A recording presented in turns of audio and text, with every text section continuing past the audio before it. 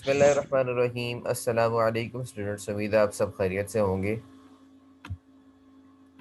Fundamentals of accounting by Chaudhry Mohammad Hanif, chapter number 11, final accounts basic 1। ये basically accounting step का last part है जो कि हमने शुरू किया था जर्नल से। अकाउंटिंग साइकिल मैंने आपको बताया था कि जर्नल से स्टार्ट होता है। सबसे पहले हमने जर्नल बनाना सीखा, उसके बाद लेजर बनाना सीखा, उसके बाद हमने ट्रायल बैलेंस बनाना सीखा, और अब जो है हम अपने जो लास्ट स्टेप है फाइनल अकाउंट्स जिसे कहते हैं उसके ऊपर बात करेंगे। इसमें दो तरह की स्टेटमेंट्स आ जाती हैं, ठीक है। एक को हम कहते हैं trading account, trading and profit and loss account, या फिर इनकम स्टेटमेंट कहते हैं। दूसरी स्टेटमेंट को हम जो है या तो बैलेंस शीट कहते हैं या फिर स्टेटमेंट ऑफ फाइनेंशियल पोजीशन कहते हैं। ये बेसिकली साल के एंड पे बनाई जाती हैं। ये दोनों स्टेटमेंट साल के एंड पे बनाई जाती हैं, ठीक है। एक पर्टिकुलर डेट पे बनाई जाती है बैलेंस शीट, और जो trading and profit and loss ये भी साल के एंड पे बनाई जाती है, लेकिन ये पूरे साल का स्टेटस होता है, ठीक है।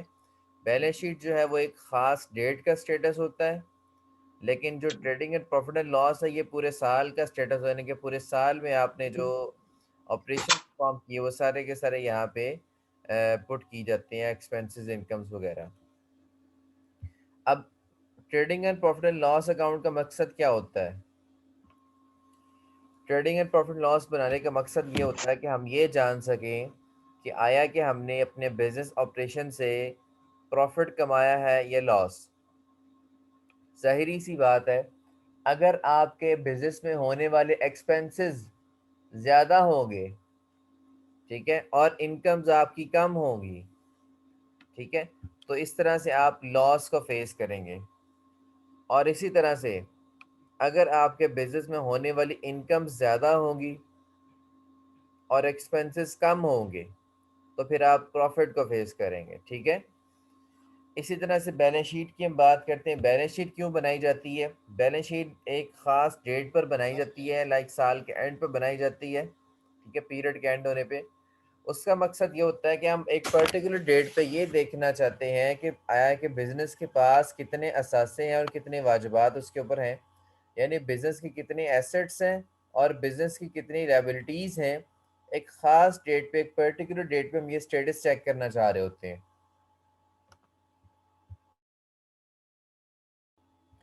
अब इसकी डेफिनेशन यहाँ से देख लें। द अकाउंट्स, ये वाली लाइन जो है, the accounts which we prepare to ascertain the profit और लॉस, वो अकाउंट्स जो हम प्रिपेयर करते हैं, बनाते हैं प्रॉफिट और लॉस को जानने के लिए, and the financial position of the business, और बिजनेस की माली हालत को जानने के लिए, ठीक है। वो अकाउंट्स जो हम बनाते हैं प्रॉफिट और लॉस को जानने के लिए और बिजनेस की माली हालत को जानने के लिए, at the end of particular period, एक ख़ास पीरियड के एंड पे, फास्ट एट पीरियड द के एंड एंड ऑफ पे पर्टिकुलर पीरियड, एक at the end of particular period, ठीक है, यानी कि एक ख़ास पीरियड के एंड पे जो बनाए जाते हैं उसको हम कहते हैं फाइनल अकाउंट, ठीक है।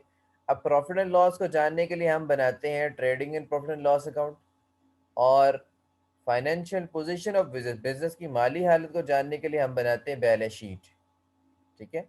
और ये एक ख़ास पीरियड के एंड पे बनाई जाती है, इसको हम फाइनल अकाउंट कहते हैं बिजनेस का। और ये अकाउंटिंग स्टेप का, अकाउंटिंग साइकिल का जो है लास्ट स्टेप है।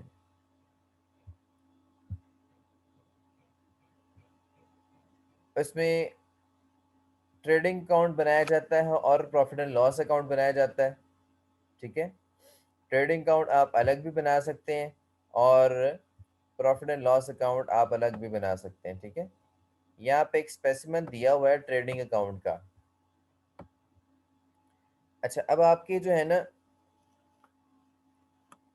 दो तरह के एक्सपेंसेस होते हैं। एक एक्सपेंस को हम डायरेक्ट एक्सपेंस कहते हैं और एक एक्सपेंसेस को हम इनडायरेक्ट एक्सपेंसेस कहते हैं।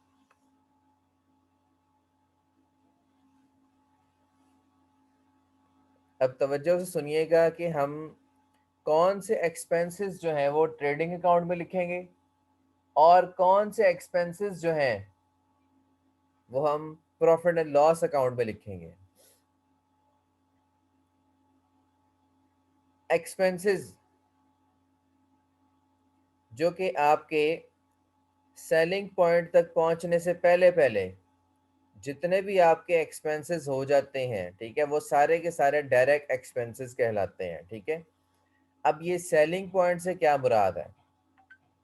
ठीक है, फॉर एग्जांपल आपने साउथ अफ्रीका से माल मंगवाया और आपकी फैक्ट्री जो है वो लाहौर में है, ठीक है, या आपका सेलिंग पॉइंट लाहौर में है, या आपका गोदाम जो है वो लाहौर में है। ठीक है, तो साउथ अफ्रीका से लेके आपका जो लाहौर में सेलिंग पॉइंट है वहां तक चीजें पहुंचते पहुंचते जितने भी खर्चे लग गए सारे, वो सारे के सारे खर्चे जो हैं वो डायरेक्ट एक्सपेंसेस में शुमार होंगे। ठीक है, यानी कि वो खर्चे जिनका डायरेक्ट प्रोडक्शन एक्टिविटी से ताल्लुक है, वो खर्चे जिनका डायरेक्टली जो है प्रोडक्शन एक्टिविटी से ताल्लुक है, ठीक है, और जो सेलिंग पॉइंट तक पहुंचने से पहले पहले हो रहे हैं, वो सारे के सारे हमारे डायरेक्ट एक्सपेंसेस कहलाएंगे। और वो तमाम खर्चे जो सेलिंग पॉइंट के बाद होते हैं, जिनका प्रोडक्शन एक्टिविटी से कोई ताल्लुक नहीं होता, ऐसे खर्चे जिनका प्रोडक्शन एक्टिविटी से ताल्लुक नहीं है और जो सेलिंग पॉइंट के बाद में होते हैं, ठीक है, यानी कि ऐसे खर्चे जिनका ताल्लुक सेलिंग एक्टिविटीज से है, जिनका ताल्लुक सेलिंग एक्टिविटीज से, वो आपके इनडायरेक्ट एक्सपेंसेस कहलाएंगे। तो ये बात ज़हन में रख लें, ऐसे खर्चे जिनका ताल्लुक प्रोडक्शन एक्टिविटीज से है, जो चीज़ों को बनाने से उनका ताल्लुक है, या वो सेलिंग पॉइंट से पहले पहले हो रहे हैं, चीज़ें सेलिंग पॉइंट तक अभी नहीं पहुंची, ठीक है, उससे पहले पहले हो रहे हैं, वो आपके डायरेक्ट एक्सपेंसेस होंगे। और इनडायरेक्ट एक्सपेंसेस वो होंगे जिनका ताल्लुक सेलिंग एक्टिविटीज से, या जो सेलिंग पॉइंट पे पहुंचने के बाद जो खर्चे हो रहे हैं, वो आपके इनडायरेक्ट एक्सपेंसेस हैं। इसी तरह से आपके जो है वो इनकम्स भी दो तरह की होती हैं, एक डायरेक्ट इनकम्स होती हैं और एक इनडायरेक्ट इनकम्स होती हैं। ठीक है, डायरेक्ट इनकम्स वो इनकम्स होती हैं, उसमें मेनली आपकी बेसिकली सेल्स आ जाती है। ठीक है, रेवेन्यू भी जैसे कहा जाता है। ठीक है, सेल्स आपका मेन रेवेन्यू है, यही आपकी जो डायरेक्ट इनकम है। डायरेक्ट इनकम की बाय डेफिनेशन जो है वो ये है कि बिजनेस के लिए, बिजनेस में बिजनेस एक्टिविटीज या बिजनेस ऑपरेशंस का इस्तेमाल करते हुए, ठीक है, बिजनेस एक्टिविटीज करते हुए हम डायरेक्टली जो इनकम कमा रहे हैं, ठीक है, बिजनेस एक्टिविटीज से हम डायरेक्टली जो इनकम कमा रहे हैं वो हमारी डायरेक्ट इनकम है। जैसे कि बिजनेस एक्टिविटी से तो बेसिकली हम सेल ही कर रहे हैं, बिजनेस एक्टिविटी से हम और तो कोई काम नहीं कर रहे। बिजनेस एक्टिविटी सारी की सारी जो हम परफॉर्म कर रहे हैं वो किस मकसद के लिए कर रहे हैं? वो सेल्स के लिए कर रहे हैं। ठीक है, तो बिजनेस एक्टिविटीज से जो हम डायरेक्टली इनकम कमा रहे हैं वो हमारी सेल्स है और ये डायरेक्ट इनकम कहलाती है। अदर देन दिस, इसके अलावा और किसी और जरिए से अगर हम जो कोई इनकम कमाएंगे वो हमारी डायरेक्ट इनकम नहीं होगी, हमारी इनडायरेक्ट इनकम होगी। मैं दोबारा से रिपीट करता हूँ, बिजनेस एक्टिविटीज से डायरेक्टली इनकम जो आप अर्न कर रहे होते हैं, ठीक है, बिजनेस एक्टिविटीज तो आप डायरेक्टली सेल ही अर्न कर रहे हैं, सेल रेवेन्यू कमा रहे हैं। ठीक है, तो सेल्स हमारी डायरेक्ट इनकम है। और अदर देन बिजनेस एक्टिविटीज के अलावा अगर हम किसी और सोर्स से जो है वो किसी अदर देन बिजनेस एक्टिविटीज से हम कोई इनकम कमाते हैं, वो हमारी इनडायरेक्ट इनकम कहलाती है। अच्छा, हमने समझ लिया यहाँ पे डायरेक्ट एक्सपेंसेस को भी समझ लिया, ठीक है, और इनडायरेक्ट एक्सपेंसेस को भी हमने समझ लिया, और इसी तरह से हमने डायरेक्ट इनकम्स को भी समझ लिया और इनडायरेक्ट इनकम्स को भी हमने यहाँ पे समझ लिया।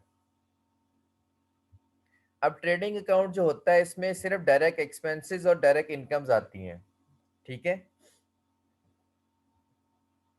और हमारा जो प्रॉफिट एंड लॉस अकाउंट होता है उसमें आपके इनडायरेक्ट एक्सपेंसेस और इनडायरेक्ट इनकम्स आती हैं। याद रखें, डेबिट साइड पे सारे के सारे एक्सपेंसेस आ जाएंगे और क्रेडिट साइड पे सारी की सारी इनकम्स आ जाएंगे। ठीक है, अभी हम चूंकि ट्रेडिंग अकाउंट बना रहे हैं तो उसने डिफरेंट किस्म के जो एक्सपेंसेस हैं जो ट्रेडिंग अकाउंट में आ सकते हैं वो सारे के सारे यहाँ पे लिखे हुए हैं। ठीक है, और यहाँ पे क्रेडिट साइड पे जो इनकम साइड है, यहाँ पे जो मैक्सिमम डायरेक्ट इनकम वाली साइड पे चीज़ें आ सकती हैं वो सारी की सारी उसने लिखी हुई, यानी कि सवाल में अगर आपको कहा गया है कि trading and profit and loss account बनाएं, ठीक है, तो आपने चीज़ों को आइडेंटिफाई करना है कि इसमें एक्सपेंसेस डायरेक्ट कौन से हैं, इनडायरेक्ट कौन से हैं, वो डेबिट साइड पे आ जाएंगे।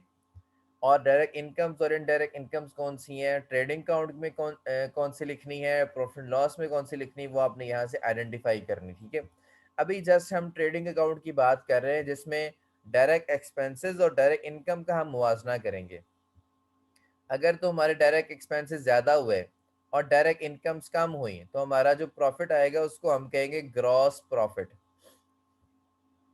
अगर डायरेक्ट इनकम्स कम हुई तो फिर प्रॉफिट नहीं आएगा, हमारा लॉस आ जाएगा, ठीक है, तो उसको हम ग्रॉस लॉस कहेंगे। और इनकेस अगर हमारी डायरेक्ट इनकम ज़्यादा हो जाती हैं और डायरेक्ट एक्सपेंसेस कम हो जाती है, यानी कि इनकम ज़्यादा हो जाए एक्सपेंसेस कम हो जाए, तो फिर हमारा प्रॉफिट आएगा और उस प्रॉफिट को हम ग्रॉस प्रॉफिट कहेंगे। यानी कि ट्रेडिंग अकाउंट को बनाते हुए अगर हमें प्रॉफिट होता है तो वो ग्रॉस प्रॉफिट होगा, और ट्रेडिंग अकाउंट को बनाते हुए अगर हमें लॉस होता है तो उस लॉस को हम ग्रॉस लॉस कहेंगे, ठीक है।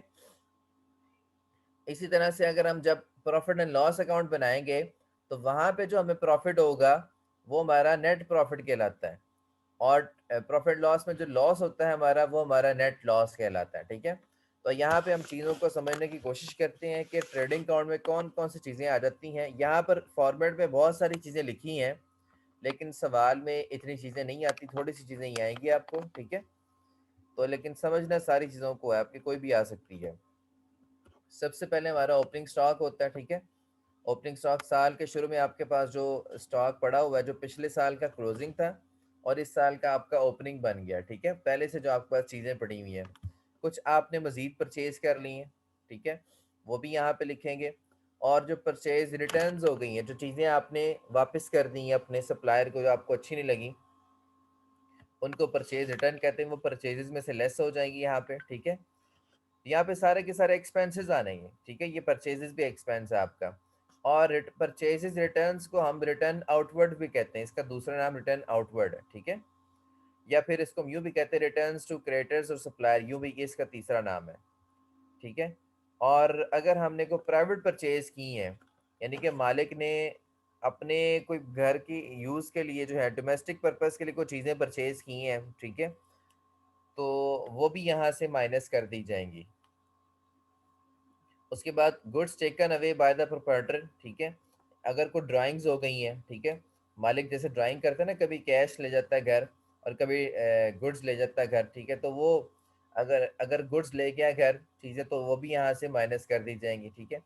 और goods distributed as free sample, अगर कोई चीज़ें आपने फ्री सैंपल के तौर पे लोगों को दे दी हैं, बाज़ को जब आप मार्केटिंग करना चाह रहे होते हैं, आपकी प्रोडक्ट बेचना चाह रहे होते हैं, ठीक है, तो आप लोगों को फ्री सैंपल दिखाते हैं अपना, तो फ्री सैंपल के तौर पे भी आप जो चीज़ें देंगे ना लोगों को, वो बिजनेस के वो यहाँ परचेजेस में से उसको लेस किया जाएगा, ठीक है, क्योंकि वो एक प्रोडक्शन का एक्सपेंस नहीं होगा, फिर जो है वो एक सेलिंग एक्सपेंस हो जाएगा। तो इसको फिर जो फ्री सैंपल का जो एक्सपेंस होगा उसको हम प्रॉफिट एंड लॉस में लेके जाएंगे, ठीक है। यहाँ पे हमने सिर्फ वही एक्सपेंसेस लिखने हैं जिनका ताल्लुक डायरेक्टली आपके प्रोडक्शन के साथ है या सेलिंग पॉइंट से पहले पहले है। उसके बाद कैरेज इन या कैरेज इनवर्ट बोलते हैं, या कैरेज ऑन परचेजेस, ठीक है, चीज़ों को परचेज करते हुए, ठीक है, आपका जो खर्चा हो रहा है, जो किराया वगैरह लग रहा है, ठीक है, यानी कि साउथ अफ्रीका से चीज़ें आ रही हैं, ठीक है, पाकिस्तान में दरमियान में जो किराया वगैरह लग रहा है, ठीक है, तो फ्रेट वगैरह जब रेलवे के ज़रिए से पाकिस्तान में चीज़ें आई, फिर पाकिस्तान में चीज़ें आने कराची से जो है वो रेलवे के ज़रिए लाहौर आई हैं, ठीक है, तो बहरहाल जो किराया वगैरह चीज़ें ख़रीदते हुए जो पड़ रहा है वो आपका ये एक्सपेंस है, डायरेक्ट एक्सपेंस है। उसके बाद नेक्स्ट और क्या हो सकते हैं डायरेक्ट एक्सपेंसेस में, आपका कार्टेज है, ठीक है, छकड़े वगैरह का खर्चा होता है, या फ्रेट है, फ्रेट भी आपका किराया होता है। वेजेस जो आपने मजदूरों को दिया चीज़ें बनाने के लिए, आप जो दिहाड़ीदार मजदूरों को पैसा दे रहे हैं, ठीक है, जो आपकी फैक्ट्री में काम कर रहे हैं, तो वो भी आपका डायरेक्ट एक्सपेंस है।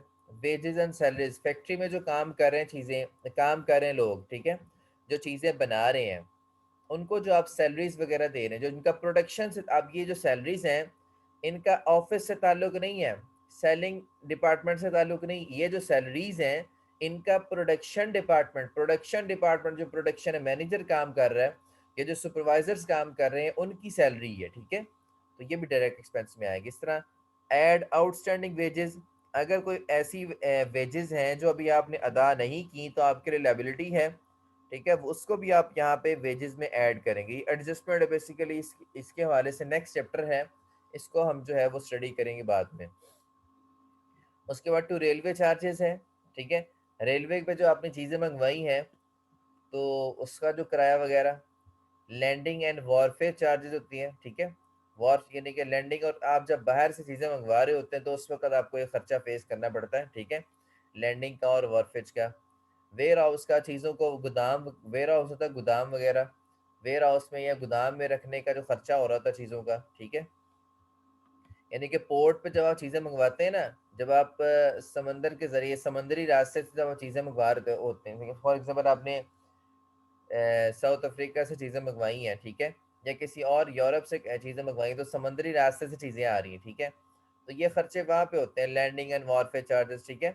और वेयर हाउस, जब पोर्ट पे चीज़ें पहुँच जाती है ना, लंगर अंदाज होता है जब जहाज़ आपका पोर्ट पे, तो वहाँ पे चीज़ों को गोदामों में रखा जाता है, उन गोदामों में जितने दिन पड़ी रहती हैं चीज़ें, जब तक आप वो अपना माल क्लियर नहीं करवा लेते, ठीक है, उस वक्त तक जितनी देर गोदामों में चीज़ें रहती हैं वो आपका वॉरफेयर, वो सॉरी आपका जो है वो वेयर हाउस चार्जेस वहाँ पे पड़ते रहते हैं, ठीक है, वो भी आपका डायरेक्ट एक्सपेंसेस में शुमार होगा, क्योंकि वो अभी सेलिंग पॉइंट से पहले पहले हैं, तो सेलिंग पॉइंट से पहले पहले है खर्चे, वो सारे डायरेक्ट में आएंगे, ठीक है, या जिनका प्रोडक्शन एक्टिविटी से ताल्लुक है। उसके बाद क्लियरिंग चार्जेस, पोर्ट पे आपको अपना माल क्लियर करवाने के लिए कुछ पैसे वगैरह देने पड़ते हैं, ठीक है, क्लियर करवाना पड़ता है, वो भी आपके डायरेक्ट एक्सपेंसेस हैं। डॉक चार्ज, कटाई वगैरह के चार्जेस होते हैं, ठीक है, पोर्ट वगैरह पे ही होते हैं, ये भी आपके जो है डायरेक्ट में आएंगे। उसके अलावा तमाम किस्म की ड्यूटीज़ जो पोर्ट पे लगती हैं, ठीक है, जब आप बहरी जहाज के जरिए से माल मंगवाते हैं बाहर के मुल्क से, तो इंपोर्ट कर रहे होते हैं, ठीक है, तो डिफरेंट किस्म की ड्यूटी जो है वो हुकूमत पाकिस्तान लगाती है, ठीक है, किसी भी मुल्क की बात कर लें तो वहाँ पे ये ड्यूटीज़ लगती हैं जब आप बाहर से चीज़ें मंगवा रहे होते हैं। लाइक डॉक, ये आपका इम्पोर्ट ड्यूटी है, एक्साइज ड्यूटी है, कस्टम ड्यूटी है, ऑक्ट्रॉय ड्यूटी है, तमाम किस्म की ड्यूटीज़ ये पोर्ट पे लग रही होती हैं, ठीक है, जब आप बाहर चीज़ें मंगवाते हैं, तो ये भी आपकी सारी की सारी ड्यूटीज़ अगर उस क्वेश्चन में आती हैं डायरेक्ट एक्सपेंसेस हैं। उसके अलावा मोटिव पावर है, गैस फैक्टर है, इलेक्ट्रिसिटी है, ऑयल है, ठीक है, कोल है, वाटर, फ्यूल, मैन पावर, ये सारे के सारे फैक्ट्री में होने वाले खर्चे, इनका डायरेक्ट ताल्लुक फैक्ट्री के साथ है, प्रोडक्शन एक्टिविटीज़ के साथ, तो ये सारे के सारे डायरेक्ट एक्सपेंसेस आपके। उसके अलावा मैन्युफैक्चरिंग एक्सपेंस, चीज़ों को बनाने के हवाले से खर्चा, मैन्युफैक्चरिंग वेजेस हैं, ठीक है, आपने जो मजदूरों को उजरतें दी हैं चीज़ें बनाने के हवाले से, प्रोडक्टिव वेजेस हैं, ठीक है, ये भी मजदूरों की उजरत है। उसके अलावा फैक्ट्री का रेंट, ठीक है, अब क्वेश्चन में आपको ये चीज़ कंफ्यूज करेगी कि दो तरह के रेंट हो सकते हैं, एक फैक्ट्री का रेंट हो सकता है और एक आपके ऑफिस का रेंट, यानी कि जहाँ पे आप चीज़ें सेल, आपकी दुकान है, जिस दुकान पे आप चीज़ें सेल कर रहे हैं उस दुकान का भी तो रेंट हो सकता है ना। तो अगर तो सिंपल रेंट लिखा होगा तो हम उसको दुकान का रेंट समझेंगे, इनडायरेक्ट एक्सपेंस अज्यूम करेंगे। अगर तो फैक्ट्री रेंट लिखा होगा तो फिर हम उसको डायरेक्ट एक्सपेंस समझेंगे, हमें पता लग जाएगा इसका फैक्ट्री से ताल्लुक है, ठीक है। तो फैक्ट्री में होने वाले जो खर्चे हैं या जिनका प्रोडक्शन एक्टिविटी से ताल्लुक है वो डायरेक्ट खर्चे हैं सारे, या जो सेलिंग पॉइंट से पहले पहले होने वाले खर्चे हैं वो सारे के सारे डायरेक्ट है, ठीक है। तो फैक्ट्री रेंट हो गया, रेट्स एंड इंश्योरेंस वगैरह होगी, फैक्ट्री की इंश्योरेंस वगैरह ये भी डायरेक्ट में आएंगे सारे। स्टोर कंज्यूम, लुब्रिकेंट ऑयल, ठीक है, टेलो, ग्रीस, कॉटन, जूट वेस्ट, ठीक है, सारे के सारे फैक्ट्री में होने वाले खर्चे, ठीक है, तो ये भी सारे डायरेक्ट हैं। Royalty paid, royalty paid basically बाज़ वक़्त आप किसी का नाम इस्तेमाल कर रहे होते हैं, ठीक है, फॉर एग्जांपल जो है आप जो है जुनेद जे डॉट का नाम इस्तेमाल करके कुर्ते बना रहे हैं, उनकी मैन्युफैक्चरिंग कर रहे हैं, ठीक है, कुर्ते जो है मेक कर रहे हैं, तो अब फैक्ट्री में आप जे डॉट का नाम इस्तेमाल करके कुर्ते बना रहे हैं और वही जो कुर्ते हैं आप अपने आउटलेट पे भेजेंगे, अपनी दुकान पे भेजेंगे, वहाँ उनको सेल किया जाएगा रिटेल प्राइस पे, ठीक है। लेकिन आप सालाना जो है, जिनका जे डॉट है, जे डॉट की फैमिली जो है उसको सालाना एक रॉयल्टी भी पे करेंगे, ठीक है, एक क्योंकि आप उनका नाम इस्तेमाल कर रहे हैं, क्योंकि जब बिजनेस आप कर रहे होते हैं या तो आप अपने किसी नाम से करें, या फिर अगर आपने किसी का नाम इस्तेमाल करके बिजनेस करना है तो फिर आपको जिसका नाम आप इस्तेमाल कर रहे हैं उसको सालाना एक आपको अमाउंट अदा करनी पड़ती है, उसको हम रॉयल्टी कहते हैं। तो फैक्ट्री जिस नाम से आपने बनाई हुई है, ठीक है, ये जिस नाम से आप प्रोडक्शन कर रहे हैं, अगर वो किसी का नाम है, किसी की फ्रेंचाइज है, ठीक है, तो फिर आपको जो है एक सालाना एक अमाउंट पे करनी पड़ती है, उसको हम रॉयल्टी कहते हैं, ये भी डायरेक्ट एक्सपेंसेस में शुमार होगी। उसके अलावा रॉ मटेरियल जो है, कॉटन हो गया, ऑयल सीड्स वगैरह हो गया, ये रॉ मटेरियल जो आप खरीदारी करते हैं, जो रॉ मटेरियल होता है आपका, वो आपका डायरेक्ट एक्सपेंस कहलाता है। ठीक है, ये सारे के सारे डायरेक्ट एक्सपेंसेस मैंने आपको बता दिए।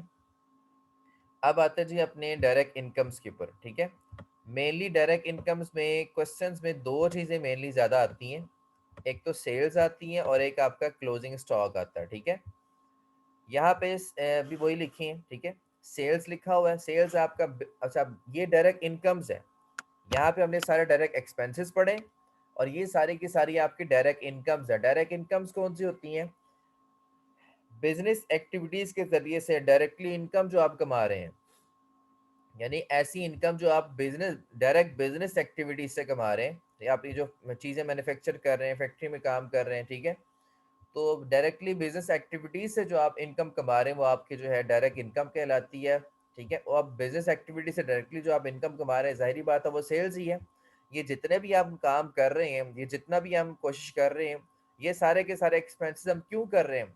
हम अपनी सेल को बढ़ाना चाहते हैं, हम सेल करना चाहते हैं चीज़ें, ये सेल के मकसद से सारे हम एक्सपेंसेस कर रहे थे। ठीक है, तो सेल्स जो है वो बिजनेस का मेन रेवेन्यू है, सेल्स जो है वो बिजनेस की डायरेक्ट इनकम है। ठीक है, इसी तरह सेल्स यहाँ पे आ जाएगी, ये क्रेडिट साइड, ये डेबिट साइड है, ये क्रेडिट साइड है, ये इनकम, ये एक्सपेंस की साइड है, और ये इनकम की साइड है। इनकम आपको पता है हमेशा क्रेडिट होती है, एक्सपेंसेस आपको पता है हमेशा डेबिट होते हैं। एक्सपेंसेस सारे डेबिट साइड पे लिख देने, इनकम हमें सारी की सारी क्रेडिट साइड पे लिख देनी। ठीक है, तो सेल्स यहाँ पे आ जाएगा। सेल्स में से हम अगर कोई सेल रिटर्न्स हैं, जिस तरह से हमने परचेज रिटर्न्स थी वो माइनस की थी। ठीक है, इसी तरह से अगर सेल रिटर्न्स हैं उनको माइनस कर देंगे। सेल रिटर्न का दूसरा नाम क्या है? यूं भी आ सकता है, रिटर्न फ्रॉम कस्टमर और डेटर। ठीक है, तो कस्टमर ने जो चीज़ें वापस की हैं वो भी सेल रिटर्न ही होती हैं। ठीक है, या returnable value of sales but not dispatch. ठीक है, रिटर्नेबल अगर इस तरह से लिखा हो तो ये भी सेल रिटर्न ही है, इसको एज्यूम करेंगे।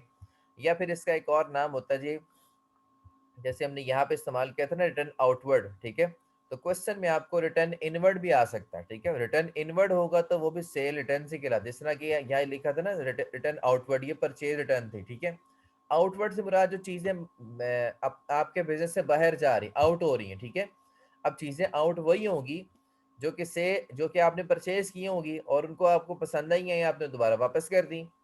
अब इधर होता है रिटर्न इनवर्ड। ठीक है, रिटर्न इनवर्ड कौन सी हो सकती है? जो आपको बाहर से वापस आई है। अब बाहर से कौन सी वापस आ सकती हैं? जो आपने सेल की हुई है वही वापस आ सकती है ना। इसलिए रिटर्न इनवर्ड का जो लफ्ज है वो इन जो बिजनेस में इन हो रही, वापस इन हो रही है। ठीक है, वो सेल्स रिटर्न होती है आपकी। ठीक है, तो रिटर्न इनवर्ड का लफ्ज भी इस्तेमाल हो सकता है। ये सारे के सारे तीनों इसने जो है सेल रिटर्न के अल्टरनेटिव लिखे हुए, सेल रिटर्न ही हैं। ठीक है, सेल्स और उसकी रिटर्न यहाँ से माइनस हो जाएगी। उसके बाद क्लोजिंग स्टॉक बिजनेस, जैसे कि यहाँ पे हमने ओपनिंग स्टॉक लिखा था ना, बिजनेस के स्टार्ट, जब हमने इसको स्टार्ट किया था, जो हमारे पास जो पहले से स्टॉक पड़ा हुआ था ओपनिंग स्टॉक, ठीक है, वो यहाँ पे लिख दिया था। इसी तरह से हम यहाँ पे एक क्लोजिंग स्टॉक लिख देंगे, उसको हम क्लोजिंग इन्वेंट्री भी कह सकते हैं या एंडिंग इन्वेंट्री भी कह सकते हैं। ठीक है, तो यहाँ पे हम स्टॉक लिख देंगे, जिस तरह ओपनिंग स्टॉक लिखा था इसी तरह यहाँ क्लोजिंग स्टॉक यहाँ पे लिख देंगे। ठीक है, क्लोजिंग स्टॉक दो जगह पे लिखा जाएगा, एक बैलेंस शीट में लिखा जाएगा और एक यहाँ पे ट्रेडिंग अकाउंट में क्रेडिट साइड पे लिखा जाएगा।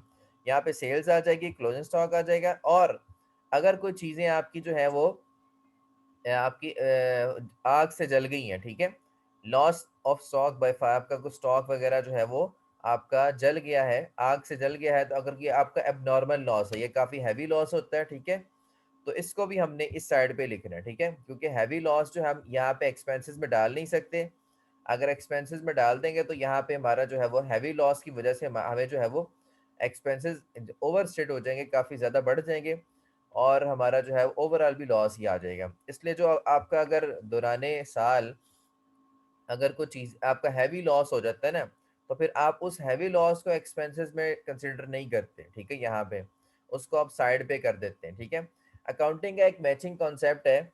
मैचिंग कॉन्सेप्ट क्या कहता है कि आपने जो है मतलब जो आपकी इनकम्स हैं उनके अगेंस्ट जो एक्सपेंसेस हैं, ठीक है, वो मैच करने चाहिए। ठीक है, अब चीज़ें आपने जो है वो 10,000 सेल की हैं, तो यहाँ पे एक्सपेंसेस जो है वो भी उन 10,000 चीज़ों को सेल करने के वाले से जो एक्सपेंसेस आए हैं वही यहाँ पे एक्सपेंसेस होने चाहिए। ठीक है, ऐसा नहीं है कि 10,000 में से अगर 2,000 की चीज़ों का लॉस हो गया, जैसे कि यहाँ फॉर एग्जांपल 2,000 की चीज़ें जो है आग से जल गई हैं। ठीक है, उनका भी एक्सपेंस यहाँ पे डाल दें, फिर तो काम गलत हो जाएगा।